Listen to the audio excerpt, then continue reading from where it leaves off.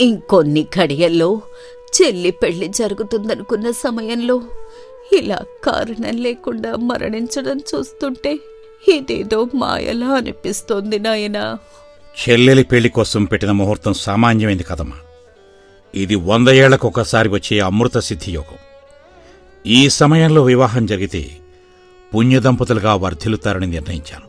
కాని ఇలా జరుగుతుందనుకోలేదమ్మా. నువ్వెంతో కార్యసాధన చేసి గడించిన ఈ శాస్త్రాలు వేదాల వల్ల ఉపయోగమే లేదంటావా నాయనా? లేక కాదమ్మా, అవి మాత్రమే సరిపోవని ఇప్పుడే తెలిసింది. వాటితో పాటు కాలాన్ని శాసించే శక్తి కూడా పొందాలి. అప్పుడే ఇలాంటి గండాలు తప్పించగలను. అందుకే హిమాలయాలకు వెళ్లి ఆ పరమశివుడికి తపస్సు చేసి కాలభైరవ విద్యను అభ్యసిస్తాను. వెళ్ళు నాయనా. ఇలాంటి గండాల వల్ల మనలా ఎవ్వరూ అయిన వారిని పోగొట్టుకోకూడదు. అలా హిమాలయాలకు వెళ్లి తపస్సు చేసి కాలగమనంలో జరుగుతున్న కదలికలను గమనించగలిగే శక్తిని పొందుతాడు సోమనాథుడు. రాజప్రసాదం వెనుకవైపు ఉన్న తోటలో యువరాజు విరిగిన విల్లును పక్కన పడేసి నిరాశగా ఒక రాతిపై కూర్చుని ఉంటాడు. మహారాజు అక్కడికి చేరుకుంటాడు. ఏమైంది నాయనా, అలా ఉన్నావు? రేపు జరగబోయే యువరాజుల విలువిద్యా పోటీకి సిద్ధమయ్యావా? మన రాజ్య గౌరవం నీ చేతుల్లోనే ఉంది. లేదు తండ్రిగారు, ఆ గౌరవం దక్కేలా లేదు నాకు. నేను ఎంత ప్రయత్నించినా లక్ష్యం తప్పిపోతోంది. సాధన చేస్తుంటే విల్లునారి తెగిపోయింది. నా అదృష్టం అస్సలు బాగోలేదు. ఇవన్నీ సాధారణంగా జరిగేవే కదా.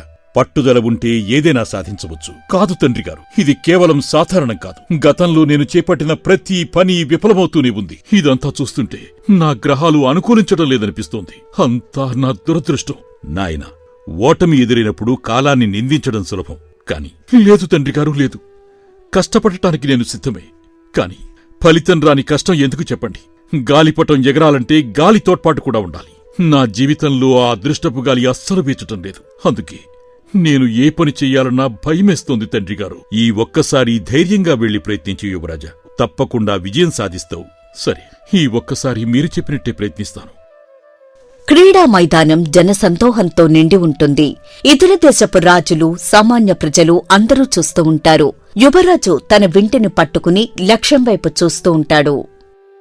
ఇప్పుడు తూర్పు రాజ్యపు యువరాజుల వారు తన ప్రతిభను చాడతారు. యువరాజు గురిచూసి బాణం వదులుతాడు. కాని బాణం లక్ష్యాన్ని తప్పడమే కాకుండా పక్కనే ఉన్న గడ్డివాములో పడుతుంది. సభికులందరూ ఒక్కసారిగా నవ్వుతారు.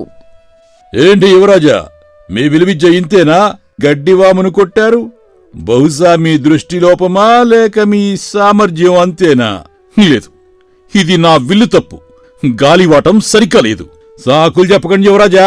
మీ తండ్రిగారు వీరుడు, కాని మీరు మాత్రం కేవలం మాటలకే పరిమితం అర్థమవుతుంది.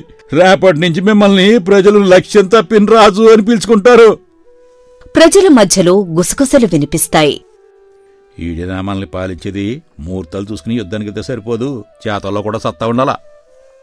యువరాజు తలదించుకుని అక్కడ్నుండి అవమానంగా వెళ్ళిపోతాడు. నేరుగా తన తండ్రి వద్దకు వెళతాడు. తండ్రి, ఇంతకన్నా అవమానం మరొకట్లేదు. నిండు సభలో నా అసమర్థత బయటపడింది. అందరూ నన్ను చూసి నవ్వారు. యువరాజు ఆవేదన చూసిన మహారాజు వెంటనే తన పక్కనే ఉన్న మహామంత్రిని ఉద్దేశించి ఇలా అంటాడు. మహామంత్రి, చూశారుగా యువరాజావారు ఎంతటి నిరాశలో ఉన్నారు. తన కష్టాన్ని తానే నమ్మలేకపోతున్నాడు. అంతా తన కర్మ అని, కాలం కలిసి రావటం లేదని బాధపడుతున్నాడు.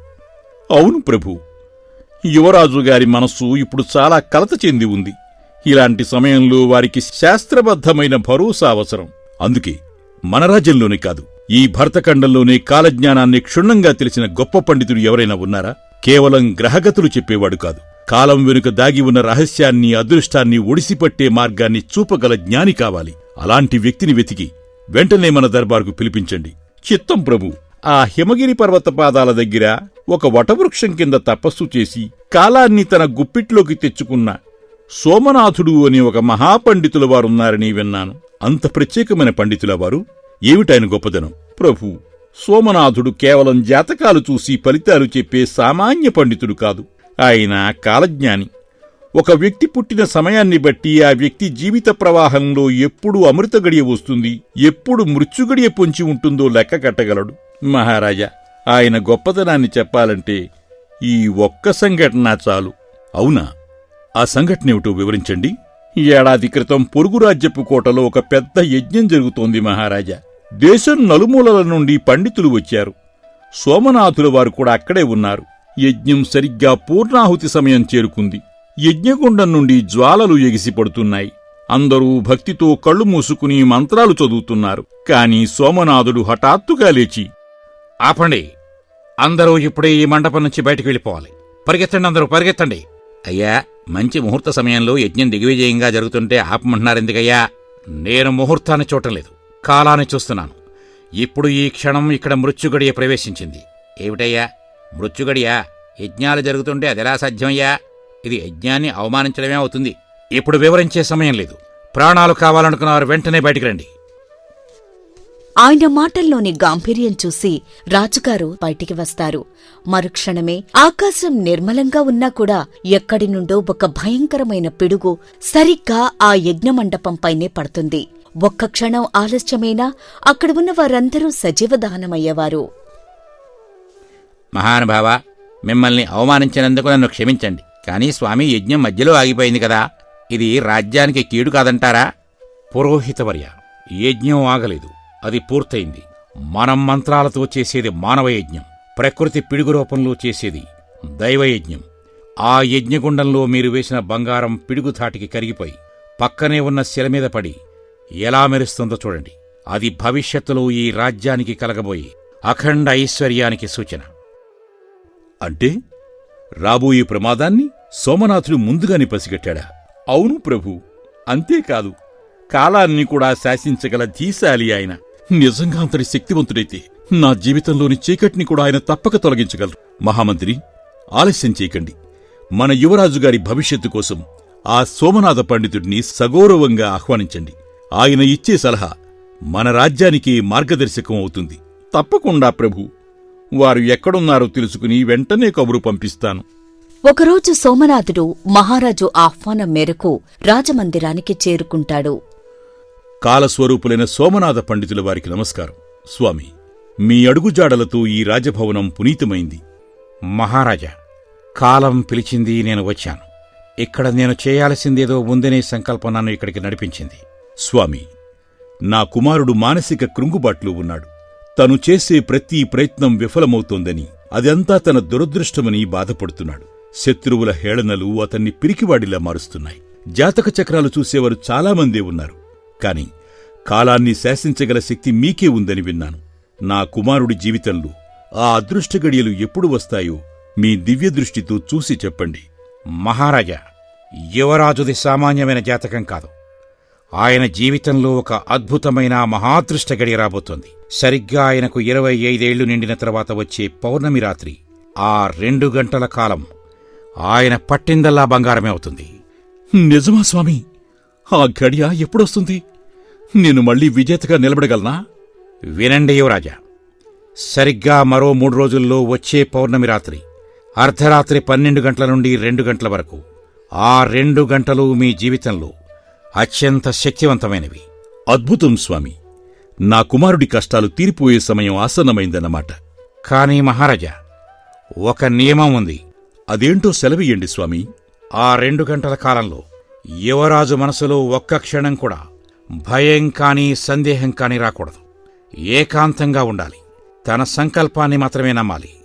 ఒకవేళ ఆ సమయంలో ఆయన మనసు చెలిస్తే ఆ అదృష్టం కాస్త అపజయంగా మారిపోతుంది. ధన్యుణ్ణి స్వామి. మీరు చెప్పినట్లే ఏకాగ్ర చిత్తంతో ఈ నియమం పాటిస్తాను. ఈ పాత్రని తమతో ఉంచండి.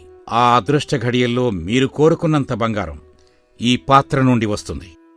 కోటలో యువరాజు అశాంతితో అటూ ఇటూ తిరుగుతూ ఉంటాడు. బయట వెన్నెల కాస్తూ ఉంటుంది. ఆ పండితుడి చెప్పిన సమయం రానే వచ్చింది. నేను బయట ఉంటే ఎవరో ఒకరు వచ్చి రాజ్య వ్యవహారాలు మాట్లాడతారు. నా అదృష్టాన్ని ఇతరుల కోసం వృధా చేయలేను నేను. ఎవరెక్కడా? యువరాజుల వారికి ప్రణామాలు. ఎవరినీ లోపలకు రానివ్వకు. 2 గంటలు గడిచే వరకు చీమ కూడా లోపలికి రాకూడదు. అర్థమైందా? చిత్తం యువరాజా. యువరాజు చేతిలో ఇత్తడి పాత్రలు పట్టుకుని ఉద్వేగంతో ఉంటాడు. ఇక సమయం ఆసన్నమైంది. ఈ పాత్రలో కుప్పలు కుప్పలుగా బంగారు నాణేలు రావాలి. ఈ రోజుతో నేను ఈ ప్రపంచానికే ధనవంతుడవుతాను. యువరాజు కళ్ళు మూసుకుని ధ్యానిస్తూ ఉంటాడు.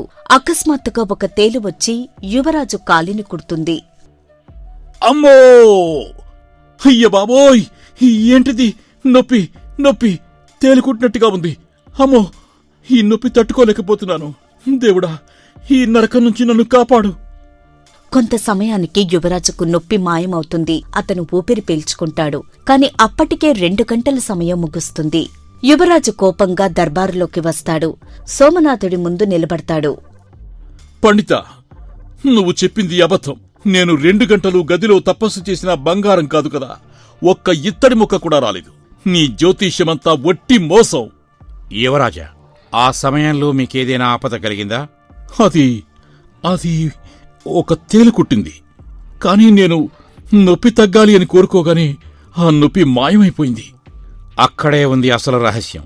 అదృష్టం అనేది గదిలో దాక్కుంటే వచ్చేది కాదు యువరాజా. మీరు భయంతో మిమ్మల్ని మీరు బంధించుకున్నారు.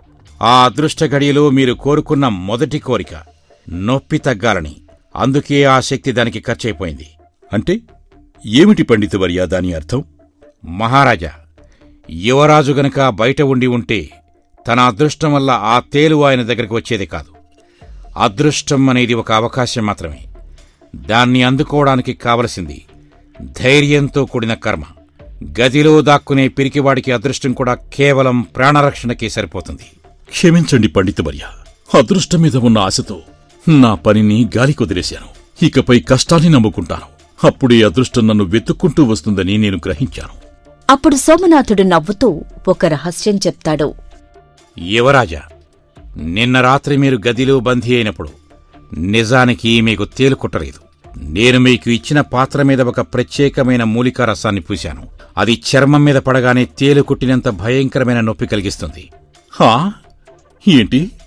నిజంగా నన్ను తేలు కుట్టలేదా? లేదు యువరాజా, అదంతా నేను పెట్టిన పరీక్ష. అంటే మీరు చెప్పిన అదృష్టగడియ నిజం కాదా? అది అదృష్టగడియే. కానీ మీరు గదిలో దాక్కున్న ఆ 2 గంటలు మీ శత్రుదేశపు సైనికులు మన కోట వెనుక ఉన్న ద్వారం నుండి మీ మీదకు దాడి చేయడానికి సిద్ధమయ్యారు. ఏమంటున్నారు పండితోత్తమా? మీరు చెప్పేది నిజమా?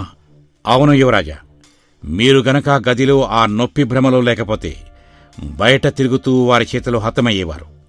ఆ నొప్పి మిమ్మల్ని ఒకచోట కూర్చోబెట్టి శత్రువుల కంట పడకుండా రక్షించింది. మీరు ఏ నొప్పినైతే దురదృష్టం అనుకున్నారు, అదే మీ ప్రాణాన్ని కాపాడిన నిజమైన అదృష్టం. పండితవర్య, మీరు యువరాజును గదిలో బంధించడమే లక్ష్యంగా ఆ అదృష్టగడియ గురించి చెప్పారా? అవును మహారాజా, యువరాజా వారి జాతకంలో నిన్న రాత్రి మృత్యుగడియ ఉంది. నేను గనక అది మృత్యుగడియ అని చెప్పి ఉంటే ఆయన భయంతో ఇంకా పిరికివాడయ్యేవాడు. అందుకే దాన్ని అదృష్టగడియ అన్నాను. అలాంటప్పుడు ఆ విషయం నాకు చెప్పి ఉంటే మన సైనికులతో వారిని బంధించేవాణ్ణి కదా పండితవర్య. యువరాజుకి కావలసింది ప్రాణరక్షణ మాత్రమే కాదు, ఆయన బుద్ధి మార్పు. తనంతట తానుగా ఒక పాఠాన్ని నేర్చుకుంటేనే యువరాజు భవిష్యత్తులో మంచి రాజు అవుతాడు. అదృష్టం కోసం గదిలో దాక్కున్న వ్యక్తికి ఆ అదృష్టమే తనను కాపాడిందని తెలిసినప్పుడు కలిగే జ్ఞానోదయం జీవితాంతం గుర్తుండిపోతుంది. మహారాజు సింహాసనం నుండి నెమ్మదిగా దిగి సోమనాథుడి దగ్గరకు వస్తాడు. ఆయన కళ్లల్లో సోమనాథుడి పట్ల అపారమైన గౌరవం కనిపిస్తుంది. పండితవర్య, ఇప్పటివరకు మిమ్మల్ని కేవలం గ్రహగతులు లెక్కించే జ్యోతిష్యుడిగానే అనుకున్నాను. కాని మీరు ఒక జీవిత వైద్యులు. కేవలం నా కుమారుడు ప్రాణాలనే కాదు, ఒక రాజుగా అతనికి ఉండాల్సిన ఆత్మవిశ్వాసాన్ని కూడా కాపాడారు. మహారాజా, నేను చేసింది స్వల్పం. కాలమనే ప్రవాహంలో గడ్డిపోచలా కొట్టుకుపోతున్న యువరాజుకు ఒక పడవను చూపించానంతే. స్వామి, ఇప్పటివరకు నేను అంధకారంలో ఉన్నాను. నా ఓటములకు కారణం నా దురదృష్టం అనుకున్నాను. అదృష్ట గడియల కోసం ఆశపడ్డాను. కాని మీరు నా కళ్ళు తెరిపించారు.